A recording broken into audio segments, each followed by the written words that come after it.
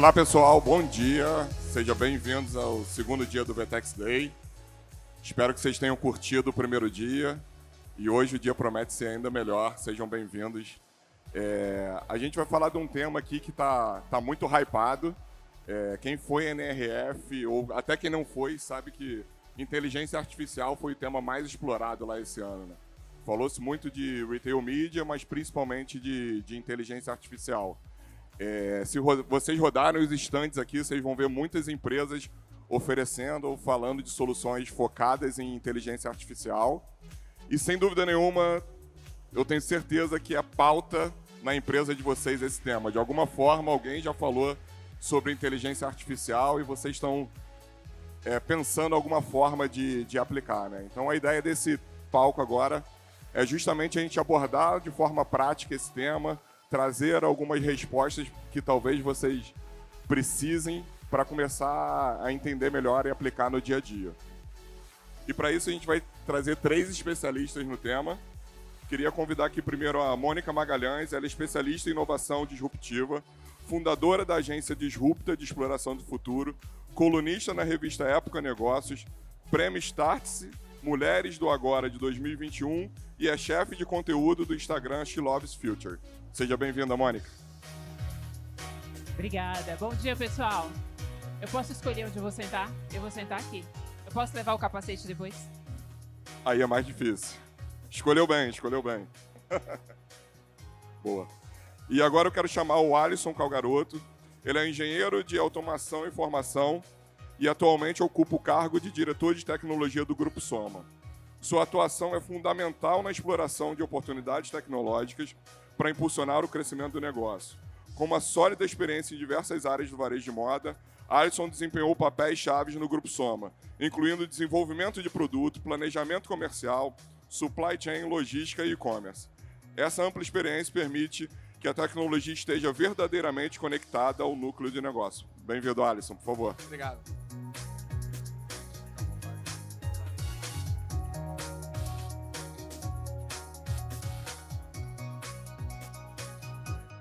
E agora, por fim, chamar o meu colega de trabalho da VTEX, Alexandre Guzmão, diretor sênior de produto da VTEX, responsável por liderar a estratégia de produto. Antes da VTEX, ele liderou times de dados e aí de produto na Amazon.com nos Estados Unidos e tem MBA e mestrado em design e inovação nos Estados Unidos. Seja bem-vindo, Guzmão. Obrigado.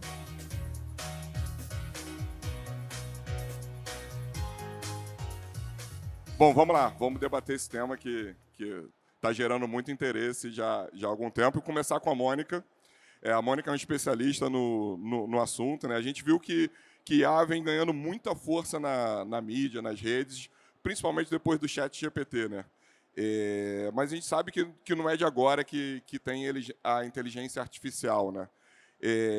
Queria que você trouxesse para a gente, de forma resumida, como é que esse tema entrou no hype só agora, mais recentemente, sendo que é algo que já existe há muito tempo. Gustavo, é ótimo. Inclusive, ele é um hype também na minha fatura de cartão de crédito.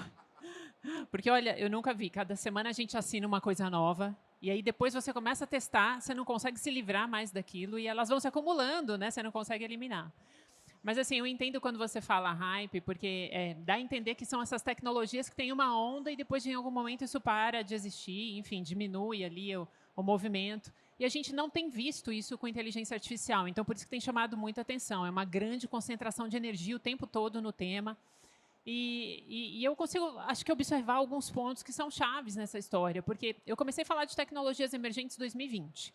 E aí eu lembro que em 2021 eu falei de metaverso o ano inteiro. 2021 foi o ano que foi a sabatina do metaverso. Aí depois 2022 foi o Web3, eu passei o ano falando de Web3. E essas duas tecnologias depois elas diminuíram o hype. Mas aí, quando chegou em 2023, na verdade, acho que em novembro de 2022, foi a primeira vez que eu fiz um post sobre ChatGPT, porque me chamou a atenção. E eu lembro que ninguém deu bola para mim, ninguém comentou, não teve engajamento, enfim. Mas aí, quando chegou em fevereiro de 2023, o negócio começou a inflar. E a partir de março e de lá para cá, a gente está quase aí, daqui a pouco vai fazer 1 ano e meio, e a tecnologia ainda está bombando como tema.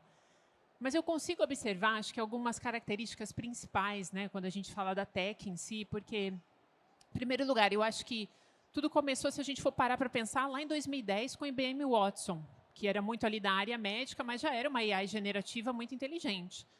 E de lá, acho que demorou pelo menos 7, 8 anos para o Bradesco lançar a BIA, a inteligência artificial da BIA, que também foi muito comentada. E a gente depois teve uma grande pausa até chegar 2022, 2023 com o ChatGPT, OpenAI, que eu acho que foi o grande boom da AI generativa, né? Só que quando a gente pega essas tecnologias emergentes e elas chegam em primeiro lugar no B2B, para empresas grandes, é porque o custo ainda é muito alto, não é acessível para as pessoas, para a vasta maioria do B2C. Então, ela não é escalável nesse momento. E a gente entende que existe uma curva de aceleração e a queda do valor. A tecnologia começa a ficar disponível, né? Cai o custo. Mas quando, acho que uma empresa como a OpenAI consegue fazer uma proposta de valor e ela sai do B2C, do B2B e vai para o B2C e tem um acesso ali, uma entrega de valor para o CPF, aí ela se torna mainstream. Eu acho que essa é a grande diferença, talvez, também das outras tecnologias. Quando eu penso em metaverso, quando eu penso em Web3, eu vejo que são tecnologias que ainda precisam de uma modificação de infraestrutura muito grande, né? Você pega blockchain, você não roda blockchain qualquer coisa, você precisa ter um espaço, uma infraestrutura completamente diferente. Já quando eu olho inteligência artificial, ela é uma tecnologia que ela é muito fácil de ser pulverizada, porque ela roda em qualquer tipo de infraestrutura. Ela roda em Web 2, Web 3. Então, a velocidade e a maturidade dessas tecnologias elas são diferentes, né? Então, não é que uma é hypada e a outra não. Acho que cada uma está no seu momento de evolução e maturidade. Só que inteligência artificial é muito mais escalável. Então, é por isso que a gente vê tonelada e tonelada de coisa acontecendo toda semana, porque é muito mais rápido. E eu acho que tem um terceiro fator que eu vejo que é muito importante, que justifica também essa aceleração, é que é uma tecnologia sem fricção. Eu falo que ChatGPT, a minha filha de 8 e a minha mãe de 80 usam. E quantas tecnologias a gente tem assim, né? Que tem baixíssima fricção. Então, por outro lado, eu acho que inaugura também um outro momento aqui para a gente de começar a parar para pensar e falar, nossa, agora a gente tem que colocar serviços, produtos e experiências com baixa fricção. Porque a tolerância das pessoas com inteligência artificial, né, a atrito, está ficando cada vez menor e a gente tem que fornecer melhores experiências. Enfim, acho que isso só para dar um contexto geral e a gente começar a nossa conversa. Boa, obrigado. E você falou de metaverso, eu lembro que no VTEX Day, eu acho que em 2022, a gente teve vários painéis sobre metaverso, tinha stand falando de metaverso. E esse ano, por exemplo, a gente não está abordando mais o tema. E eu acho que inteligência artificial está seguindo um caminho que eu acho que vai ser mais perpétuo, né? E aí o Alisson, trazendo também essa coisa de inteligência artificial no passado, você ganhou o Prêmio Petrobras de Inovação, inteligência artificial fazia parte desse tema em 2008. 16 anos depois, o que você vê que mudou? E olhando para trás desse tema que você abordou há 16 anos atrás, o que você está enxergando do que mudou e para frente? Em 2008, eu apresentei na Petrobras um projeto de IA e ele acabou sendo premiado. E eu vi em todo esse tempo um momento que esse momento ia chegar e a gente está nele, né? Eu sempre acreditei muito em IA e eu vejo agora esse hype que com certeza, diferente de metaverso, até do próprio blockchain, ele veio para ficar. Isso eu não tenho dúvida. Na minha visão, antes de responder, eu acho que a gente pulou um hype nessa história. A gente pulou o hype de engenharia de dados. Eu acho que engenharia de dados ela vai ser uma das grandes restrições para você usar IA de fato dentro da tua empresa. Então, dentro do Soma, a gente em 2018 e 2019, né, eu chamei algumas pessoas e falei, galera, IA vai chegar e a gente precisa estar preparado com dados, porque o dado, no final do dia, é um insumo para você ter bons resultados dentro, né, no seu IA aplicado ao negócio. Claro que você vai conseguir ter IAs que você vai aplicar utilizando informação de fora, mas muita coisa você vai precisar de dentro da empresa. Então, vou falar aqui, por exemplo, de Farm. A Farm ela tem uma linguagem muito específica com o cliente. Você precisa ter alguma informação dentro de casa para que os seus modelos consigam, né, que eles consigam conversar com o seu cliente de uma forma que é muito sua. Então, quando a gente fala de LLM agora, eu acredito demais que engenharia de dados vai ser o diferencial aqui para você estar bem posicionado e aplicado à sua empresa, né? Então, acho que esse é o primeiro ponto. O que mudou? Eu vejo que a capacidade e a qualidade do processamento, né, eu estou muito impressionado. Então, desses um ano para cá, a qualidade do que eu vejo sendo entregue de IA é quase maior do que os IAs que eu fiz em casa, com um time dedicado. Então, eu vejo que aquela energia que eu tinha do meu time, que estava focado em IA, ele é quase substituível já, e vai ser muito logo substituível do que eu tenho em casa. Então, a gente investiu em IA, ainda vai investir em IA, mas eu vejo essa velocidade, essa qualidade, essa capacidade de processamento, que é algo, para mim, que veio muito rápido, né? Eu estava até comentando, ainda em 2008, né, hoje eu não programo mais, mas eu programava muito, eu programava no GPU da NVIDIA, né? Então, né, eu via que todo mundo programava no CPU, normal, Intel, eu programava no GPU, e eu via aquela qualidade de processamento, e a NVIDIA, depois de 16 anos, né, ela está surfando isso, finalmente. Eu processava muito imagem, agora ela processa algoritmo, né, IA, e aí eu vejo essa evolução e assim, essa capacidade de processamento realmente aplicada a IA, não só mais a processamento de imagem. Então, acho que esse é outro ponto. E, por último, o que você comentou sobre democratização do IA. Uma das maneiras, né, de você colocar IA no jogo é gerar valor. Então, a gente, né, vem passando sustos aqui econômicos e eu vejo IA com o potencial de gerar valor, dinheiro. A gente esquece, né, que a empresa, não sei por quê, mas a gente esquece que a empresa tem que dar lucro. Não sei o que aconteceu nos últimos 3, 4 anos, que as empresas esqueceram disso. E o IA, ele, na minha visão, ele está pronto para isso e ele está muito conectado ao negócio, e essa democratização que todo mundo pode utilizar gera essa possibilidade de gerar lucro. Então, eu acho que o dinheiro aqui, dentro dessa democratização, ela tem um outro papel fundamental. Então, eu falaria que são esses 3 grandes pontos os principais motivos. Tá? Legal, legal, obrigado. E aí, Guzmão, acho que conectado com o que o Alisson trouxe, a gente está vendo que o IA está muito acelerado nas empresas de software, né? E aí, trazendo para o lado especialmente do e-commerce, que eu acho que é o interesse da maioria que está aqui, como é que você enxerga a IA transformando a eficiência do dia a dia desse canal, né? Como é que ela vai trazer na prática essa eficiência? Muito bom. Eu vejo eficiência para os clientes, né, para os compradores, eficiência, né, para os operadores de e-commerce e eficiência para os desenvolvedores de e-commerce. Então, eu vou quebrar em cada um deles. Em termos de clientes, a tendência é que as experiências fiquem cada vez melhores, com base em personalização, com base em recomendações de produtos melhores. Né, o AI, né, algoritmos de AI têm a capacidade de entender melhor a intenção de compra, o que exatamente o comprador está buscando comprar, em que etapa do funil que ele está, o que ele precisa ver. Então, a personalização eu vejo que vai ser transformada bastante, né, na indústria.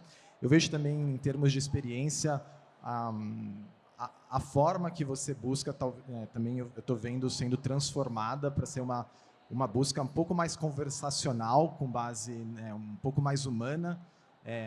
Então, esse é outro caminho. Então, todos os canais de atendimento vejo sendo evoluídos bastante por meio de AI, e a experiência se tornando cada vez melhor comparado com o passado. E então isso aqui é o primeiro, a eficiência para os compradores. A eficiência para os operadores, basicamente, eu vejo que as principais decisões de negócio do e-commerce podem ser assistidas ou automatizadas por meio de AI. Então, eu vou trazer aqui alguns exemplos. O primeiro, assim, todas as decisões relacionadas a catálogo podem ser melhoradas infinitamente com base em AI. Então, descrições de produtos, imagens, né? Como é que está em escala, né? Como é que está a qualidade das páginas, né, de detalhes de produtos do meu e-commerce, né? E aí, como é que eu modifico isso em escala, né? Eu vejo que AI é um caminho que a gente vê evoluindo bastante. Decisões de preço, promoção, né? Como é que eu trabalho, qual que é o ponto ótimo de preço para cada um dos meus produtos que balanceia a quantidade de estoque que eu tenho, né? Então, se eu estou com muito estoque parado, como é que isso entra na equação e eu coloco um preço ótimo que não queima, né? Ele desova o que precisa desovar para a equação do estoque parado se resolver. Então, eu acho que esse é um outro ponto muito bom. Também, já que eu estou falando de estoque, também a alocação de estoque entre lojas.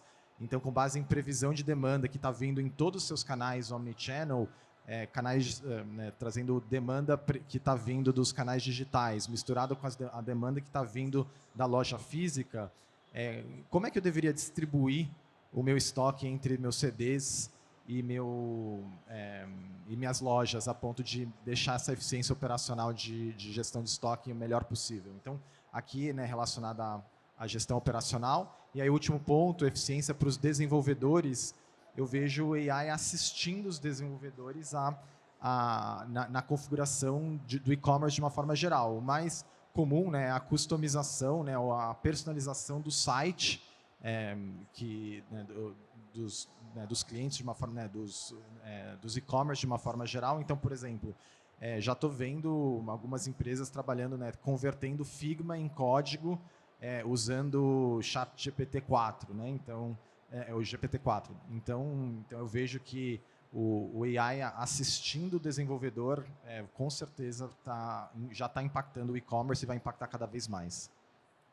Eu li uma matéria sobre uma marca de moda brasileira que usou a inteligência artificial, era uma solução israelense, para distribuição de loja e já tinha um resultado de super eficiência, e isso melhorou muito a distribuição e a taxa de conversão das lojas. Então, já tem alguns casos práticos reais acontecendo.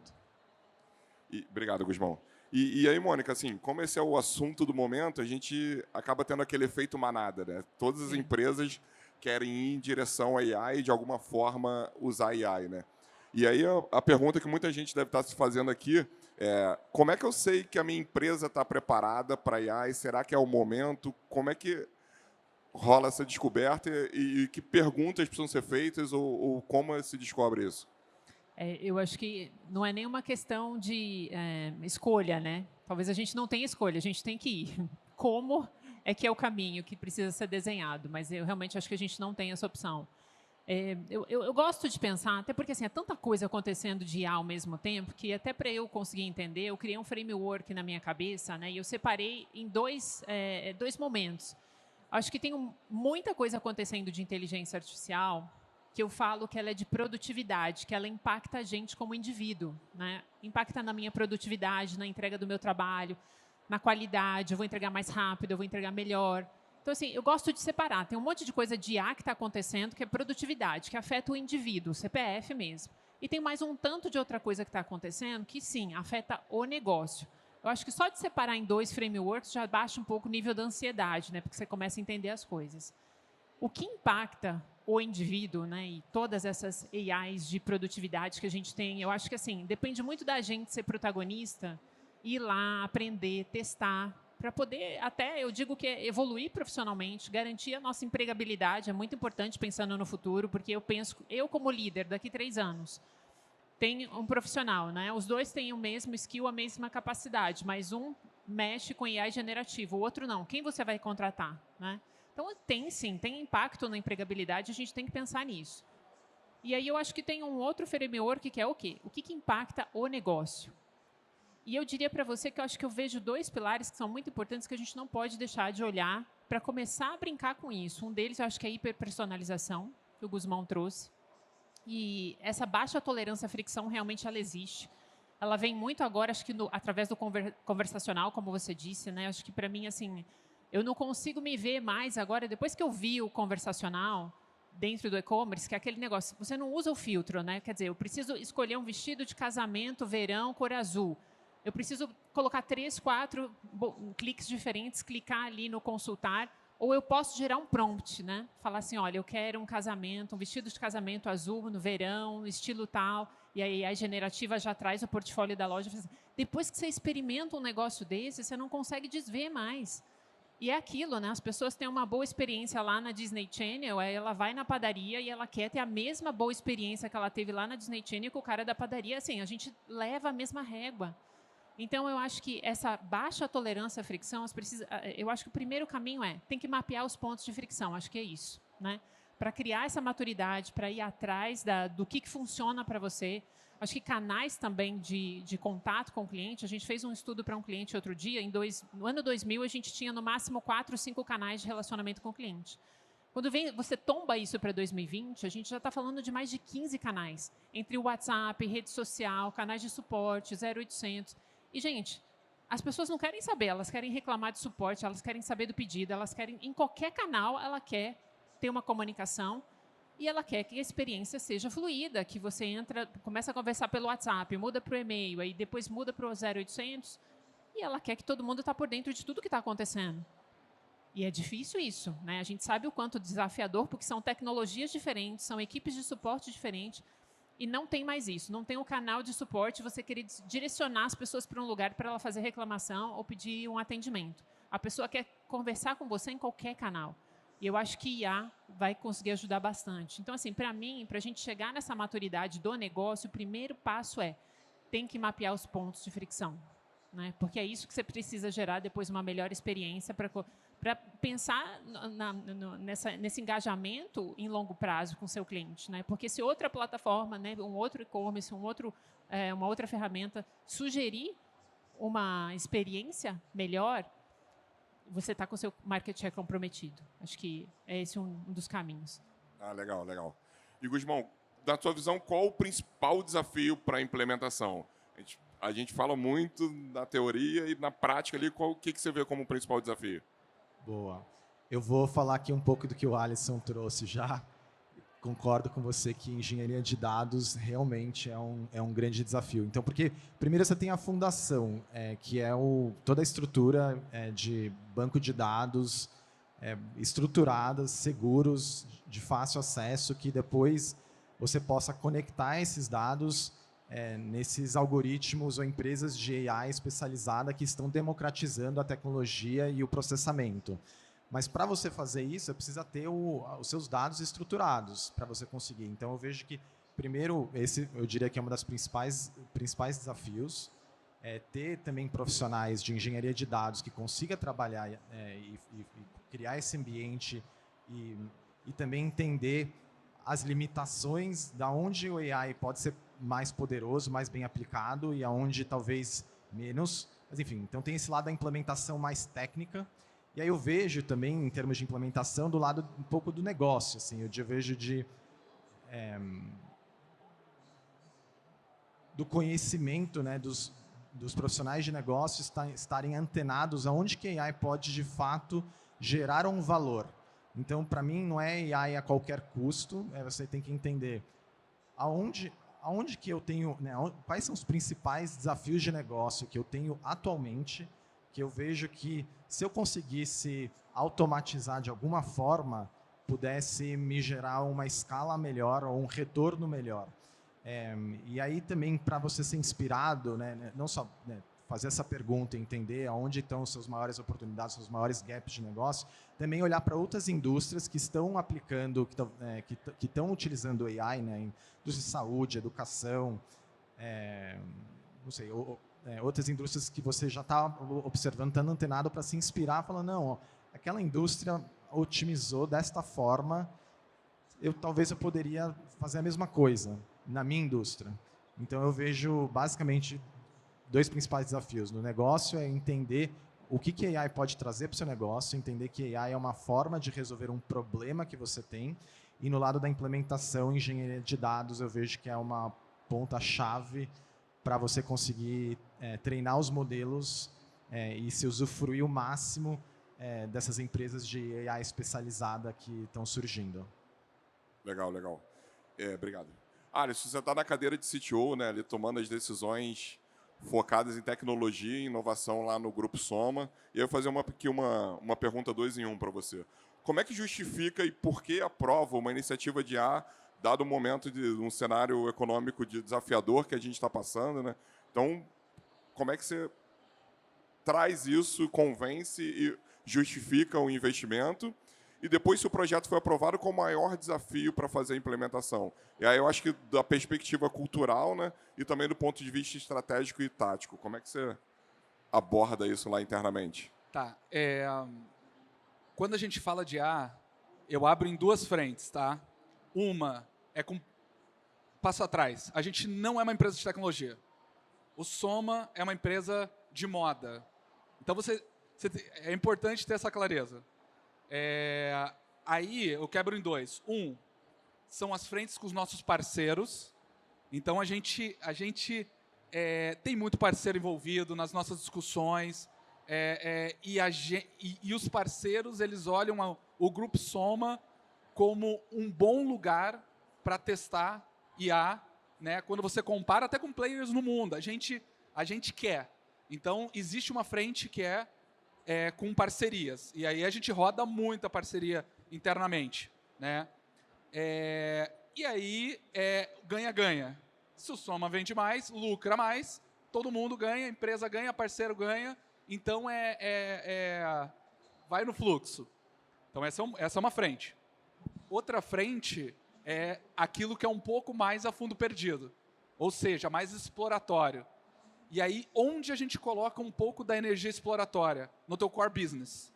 Então, a gente não fica pensando em IA, a nossa energia, em coisas que não são o nosso core. O que é o core das nossas marcas, né? Produto, roupa. Então, de novo, falando de farm, como é que a gente faz uma melhor estampa com IA? Então, é melhor, né? Não é essa frase que a gente tem que usar. É como a gente faz uma melhor estampa, porque é isso que a gente quer fazer, e a IA é um como. E não é usar IA por usar IA, né? Então, como a gente faz um melhor produto na Animale usando IA? Como é que uma modelagem ou um produto faz sucesso? E aí a gente olha, abre a caixinha de ferramentas e vê que há uma possibilidade. E quando você tem a tecnologia pensando no business, fica muito mais fácil para aprovar. Quando não é aquela galera querendo fazer pirueta. Não é aventura, né?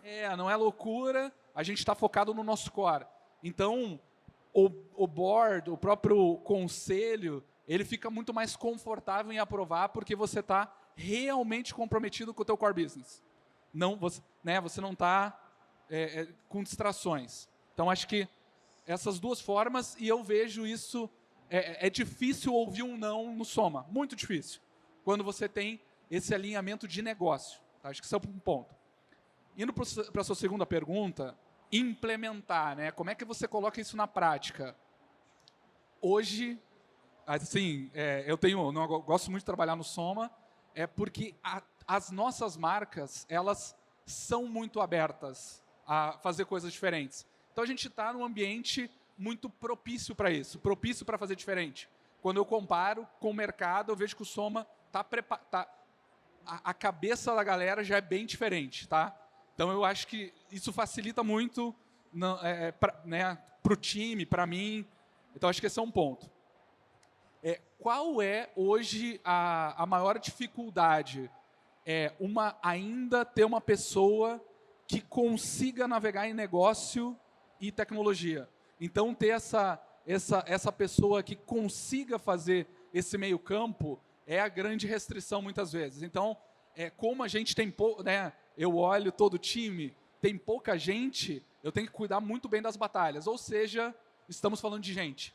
Né? Eu acho que vai ser difícil um momento em qualquer coisa que a gente faça que não vai bater em gente. Então, hoje, diria que a grande restrição no Soma não é cultural, as pessoas são super abertas, é mais uma pessoa que consiga olhar o processo, que consiga olhar o negócio, olhar a ferramenta, né, o que você tem e consiga implementar. Eu acho que essa é a grande restrição. E olhando para o cenário de moda, seria um grande sonho, né? Você desenvolve lá as coleções, as estampas, os produtos, tem que definir como é que é o estoque por grade, quanto vai ter de cada produto, quanto vai ser distribuído, quanto vai para o canal atacado, quanto vai para a loja física, quanto vai para o e-commerce. E, idealmente, no final da coleção não pode ter sobra, porque senão sobra vira um problema, né? Trazer para esse cenário desafiador que moda sempre vive assim, pode ser Mas- algo bem interessante. Mas esse é um bom exemplo de que eu falo não. Porque IA, para isso, tem desde 2008. Para esse tipo de situação, tem desde 2008. E por que a gente não fez? Essa é porque realmente a gente tem uma dificuldade de negócio. Então, às vezes, ainda a gente não tem essa capacidade de olhar o negócio e, às vezes, uma regra de 3 leva você daqui para cá já. Você não precisa de muito mais sofisticação. Então, você também tem que respeitar a sua maturidade. Então, é importante você cuidar do teu Analytics, depois um Deep Analytics e depois um IA. Talvez seja essa a sua jornada. Então, tem que cuidar também para você não achar que você está maduro para dar esse salto. Calma, vai pra regrinha de 3, sabe? Não vá. Então, esse é um exemplo complexo, que a modelagem é complexa e pode ser que você não precise ainda de um IA para você já ser muito eficiente, né? Ou para ser muito mais eficiente que o seu concorrente. Boa, legal. E aí, Guzmão, quais são as principais aplicações que a gente vai ver de IA no curto prazo? O que você imagina aí que a gente vai ter, assim, muito rapidamente rodando? Eu acho que eu vou falar um pouquinho do que eu já falei antes, mas eu vejo que a busca conversacional, eu vejo que é uma tendência que está chegando aí forte, né, e que pode mudar bastante, e está na mão ali para ser incorporado. O retail media, de uma forma geral, também, o AI está facilitando a implementação. A própria VTEX, a gente anunciou ontem o lançamento do Ad Network, impulsionado pelo AI, onde a gente ajuda os clientes a criarem espaços publicitários nos seus canais de vendas e conectarem anunciantes na nossa rede, né, e nos sites dos nossos clientes por meio de AI, fazendo essa otimização. A qualidade da personalização e a recomendação de produtos, vitrines de recomendação de produtos de uma forma geral, a qualidade dessas recomendações também eu vejo que é a coisa mais fácil de uma forma geral. E aí, um outro tópico que é, né, parecido com esse também, de curto prazo, que eu vejo, não falando de e-commerce, né, que eu vejo que AI pode impactar no curto prazo. No Brasil especificamente, eu vejo que tem uma oportunidade muito grande em educação e na área da saúde, no setor público de uma forma geral, para a AI fazer um mega impacto. E eu acho que eu estou vendo várias startups entrando nesse setor. Então, medicina diagnóstica, facilitando então, o AI podendo ser treinado por laudos médicos, né, centenas de milhares de laudos médicos que foram bons, e aí a partir dali você consegue aumentar a produtividade médica absurdamente e também reduzir o erro médico. Então eu vejo que no setor público isso pode ser algo totalmente transformador, relativamente no curto, médio prazo, e no setor da educação também eu vejo assistentes de AI facilitando não só os alunos a terem feedbacks personalizados em relação ao desempenho escolar e lições de casa personalizadas que podem facilitar um aprendizado que está adequado para o nível, e aí vai ajudando o aluno a melhorar, e também feedback personalizados para os professores. Então, eu estou vendo algumas startups nesses setores agora já no curto prazo, que pode ser bastante transformador para o Brasil de uma forma geral.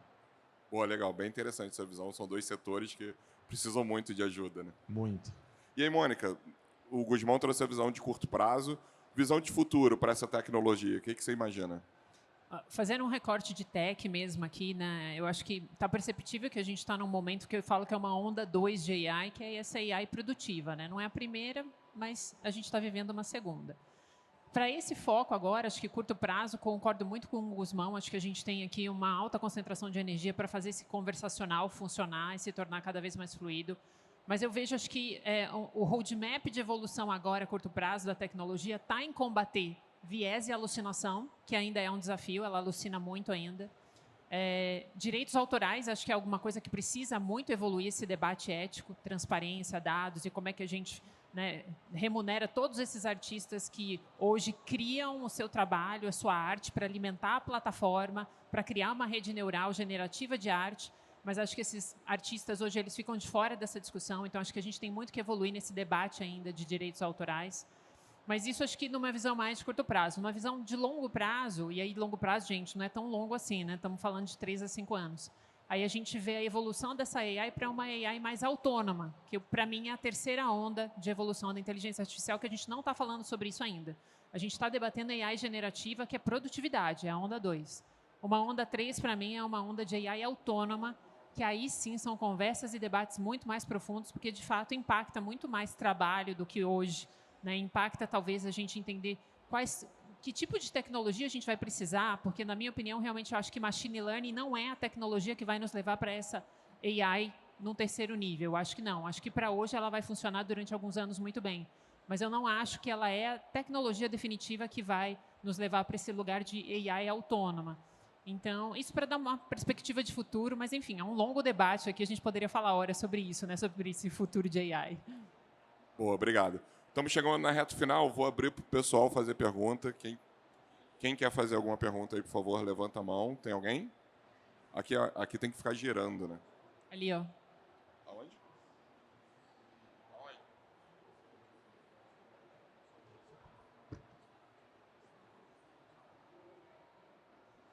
Obrigado.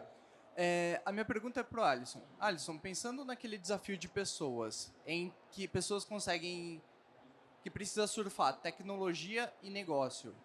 Você acha que o ChatGPT, da forma que tem vindo o 4 e possivelmente o 5 em alguns meses, ele consegue ajudar a suprir uma parte disso, ou a gente ainda vai precisar de pessoas que conseguem abstrair mais a parte de negócio com o conhecimento da arquitetura para poder unir esses dois times? Você respondeu parte da sua pergunta, porque parte, eu acredito que sim. Então, sei lá, vamos falar de saque, sabe, é possível, mas eu acho que o IA de verdade, aquele real valor do IA, não. Você vai precisar de gente muito boa que conheça do negócio para utilizar, na minha opinião. Então, eu acho que tem um mato alto que a gente captura, mas aquilo que é o valor real do teu core business, não. Você vai precisar de gente, sim. Tá?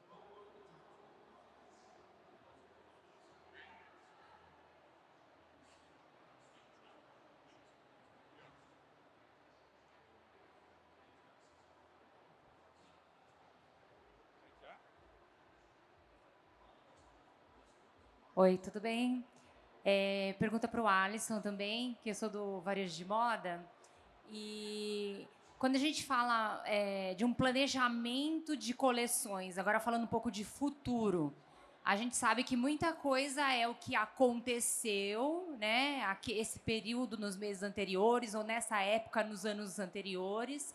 Mas quando a gente fala do que vai ser tendência, futuro, mudança de comportamento, onde que a inteligência artificial pode nos ajudar a tomar essas decisões que às vezes vai em total contramão ao que é o histórico de dados da empresa?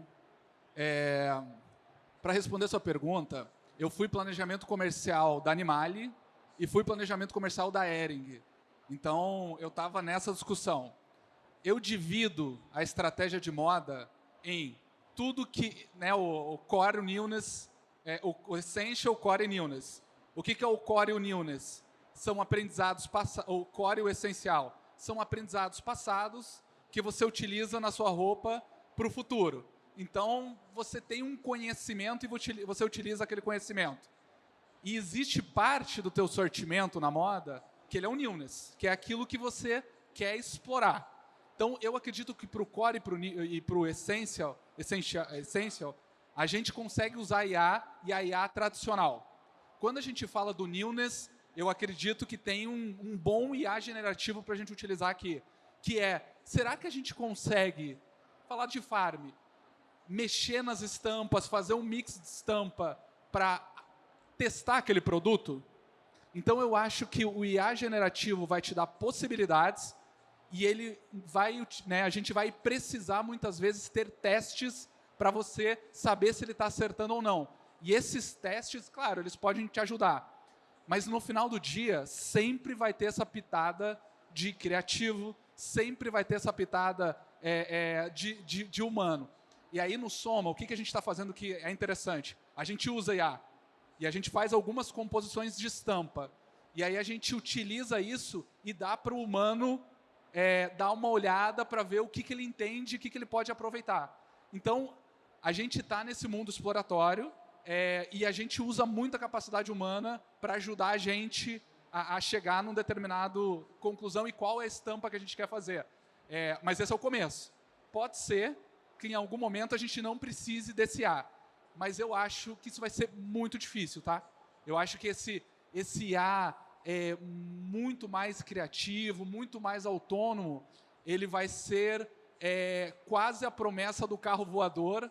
Quando tinha o carro, né? Lançou o carro ali na Segunda Guerra Mundial, todo mundo já falava do carro voador. Eu acho que isso é um pouco o carro voador do IA, algo muito, muito autônomo quando a gente fala, principalmente do ponto de vista de criatividade. Essa é a minha visão.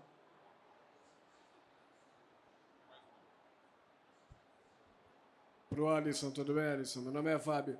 Alisson, a questão da IA aplicada a processo produtivo, numa visão mais de indústria 4.0, onde alguém vai lá na Hering e tira uma camiseta, em outras marcas, e você consegue fazer a conexão virtual inicialmente com toda a cadeia de suprimentos, e depois fazer uma coisa tailor-made num preço escalável, é uma coisa que vocês estão no caminho. Achei super legal, já tinha ouvido alguma coisa. A questão de IA aplicada, por exemplo, para acessibilizar pessoas com deficiência para comprar nos e-commerce de vocês têm alguma iniciativa nesse sentido para tornar os sites acessíveis para qualquer tipo de deficiência? Lembrando que não é só a pessoa cega com baixa visão, tem a pessoa com deficiência motor em membro superior, deficiência cognitiva, daltônico e etc. Temos iniciativas não atreladas a IA, mas são iniciativas de acessibilidade aos nossos sites. Mas não temos, mas não com IA não, tá? O IA não está, como eu falei, né? Será que o IA ela é uma ferramenta para resolver, né, essa oportunidade? Ou a gente entendeu que não. São ferramentas menos inteligentes, tá? Não vejo isso. Não utilizamos. E nem sei se tem no mercado. Não conheço. Tem? Então, seria bom eu ser apresentado. Eu te abordo, obviamente, a gente trabalha com isso e trabalha especificamente uma forma de escalar isso para o varejo, para a indústria, para a área financeira, mas, obviamente, não vendo pela parte de compliance, vendo pela parte exatamente de monetização, de KPI, de alguém navegar na sua página, ver a jornada de compra desse cliente e ver quanto tempo ele fica utilizando a ferramenta e com o seu especialista de Google Analytics, qual o tempo que ele permanece, qual o tempo que a pessoa com deficiência permanece, qual o ticket de compra dele, e assim você consegue justificar qualquer tipo de investimento. Fora o fato de você ter um público específico que você vai fazer uma ativação de marketing, Legal. Você vai impactar no RI, etc. Legal. Obrigado.